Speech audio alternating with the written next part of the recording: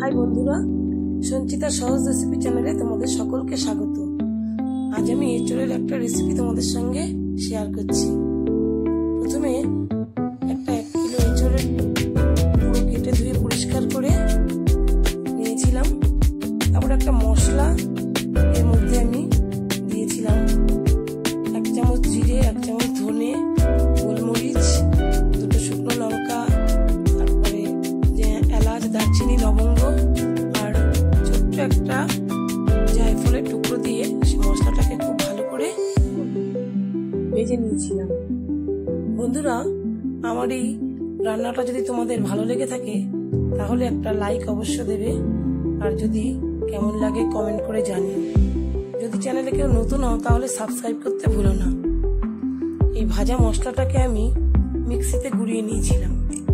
এবার এঁচোড়ের মধ্যে দিলাম 1 চামচ নুন, 1 চামচ হলুদের গুঁড়ো আর কিছুটা কাঁচা সর্ষের তেল দিলাম। এরপর ভাজা মশলাটা এর মধ্যে মিশিয়ে দিলাম। তারপর 3 টেবিল চামচ টক দই এর মধ্যে মিক্স করে নিলাম। নিয়ে খুব ভালো করে এঁচোড়টা মেখে নিলাম। মাখিয়ে নেওয়ার পর 1/2 চামচ জিরের গুঁড়ো আর 1/2 চামচ আদার পেস্ট এর সঙ্গে মিশিয়ে দিলাম। 1/2 চামচ লাল লঙ্কার গুঁড়ো আর 1/2 চামচ গরম মশলার গুঁড়ো। তারপর খুব ভালোভাবে এটাকে মিশিয়ে 1 চামচ চিনি এর সঙ্গে অ্যাড করে দিলাম। তারপর এটাকে কিছুক্ষণ রেখে দিয়ে পরে আমরা প্রেসার কুকারে এটাকে চাপিয়ে নিয়েছিলাম।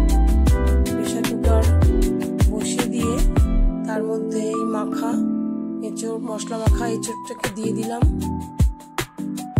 চাপিয়ে দিয়ে এই মশলার বাটিতে কিছুটা জল নিয়ে সেই জলটা আমি এঁচোড়ের মধ্যে দিয়ে দিলাম।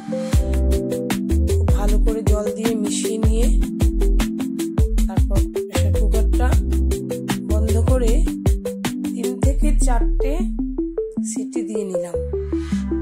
3 থেকে 4টে সিটি দেওয়ার পর তারপরে প্রেসার কুকার ঠান্ডা করে নিয়ে আমি বাটিতে ঢেলে নিলাম। তৈরি হয়ে গেল কম তেলে এবং অল্প সময়ে হাতে মাখা এঁচোড়। বন্ধুরা, কেউ যদি ঝোল কম খেতে চাও একটু জলটা কমিয়ে দিতে পারো। এতক্ষণ রেসিপিটি দেখার জন্য ধন্যবাদ।